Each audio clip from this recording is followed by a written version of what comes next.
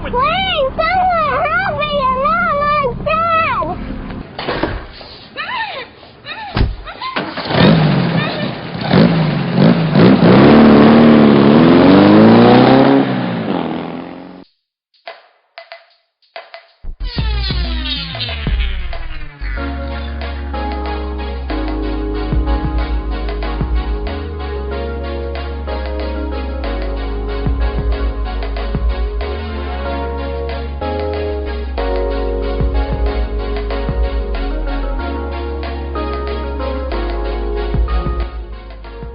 Hello, my listeners. My name is Orion Hart, and welcome to Free Her, a podcast dedicated to exploiting the state's response to human trafficking in women and young females in Jamaica.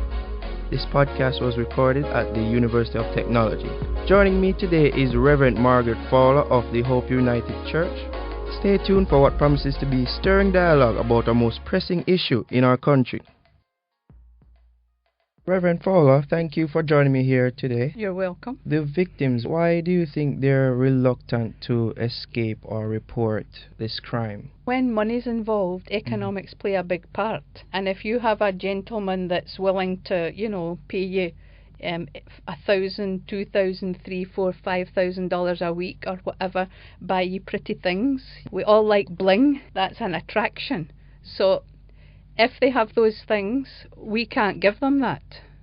So they have to make the choice whether they want to stay in that kind of lifestyle with the possibility of being passed from man to man, being abused, with the possibility of being killed. So they have to weigh up the situation. And many of them are reluctant because money plays a big part. And perhaps, their parents, other family members don't want them to talk. We have to work one.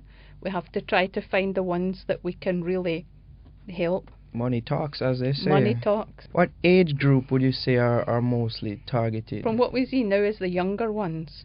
We cater really for 14 to 25. Our information is that people want young girls, perhaps even younger than that. Because of government laws and stuff like that, we don't deal with the younger ones. The children's advocate and whatever deal with those. But from what we know and understand, it's the younger ones. Younger ones between what age range would you say? Probably, 10, 11. And if you watch on the TV, the children that have gone missing, if you look at the age group, you'll see that they're on the younger side. What do you make of the government's effort to prevent trafficking of young females? Well, I think now the government know that it's a problem and an issue, and they're trying to do something about it. But again, finances. But they have been doing a sort of advertising campaign, and they're going to be doing more stuff in the schools and the community about educating the children, the young people, and especially the parents. Making sure you know where your children are. Making sure you know some of the things that traffickers do, So if you see a job in the paper, you have to know who you're applying to. If you're going to work abroad, you have to know where you're going. Tell us more about the Theodora Foundation and its origins and the reasons for its inception. The Theodora Foundation is a community outreach program of the Negril United Church in the town centre of Negril, and it started about 7-8 years ago in response to the number of young ladies that were drawn into the commercial sex trade. Through the United States Agency for International Development, we were able to get a small study grant to look at what was happening to some of these young women. Through the research, it showed us most of them were of low education, especially reading, mathematics. Most of them were school dropouts. Dropping out from school, they get, drawn into some human trafficking issues, drug issues, etc. So the church started to look at what we could do to reach out and help these young women, and decided the best thing we could do was to offer some kind of educational program. So we started to recruit. Some of the girls couldn't read at all. We started a literacy program, and then from there we kind of built up to not only teaching them reading, writing, mathematics, but we were able to partner with Heart NTA so that they could actually do a Heart program and get into, skill training. So that's how we basically started, just looking at what was happening in the community, seeing these, young girls on the road in prostitution, etc. That kind of motivated us to try to find a way. We might not be able to help a whole lot of people, but we started off small, and if you have a skill, if you have some basic education, then you're more likely to be able to make positive choice than just following anybody or anything.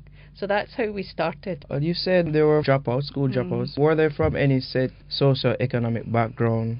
Most of them were fairly poor. Once they were out of school, that was basically it. They were on their own.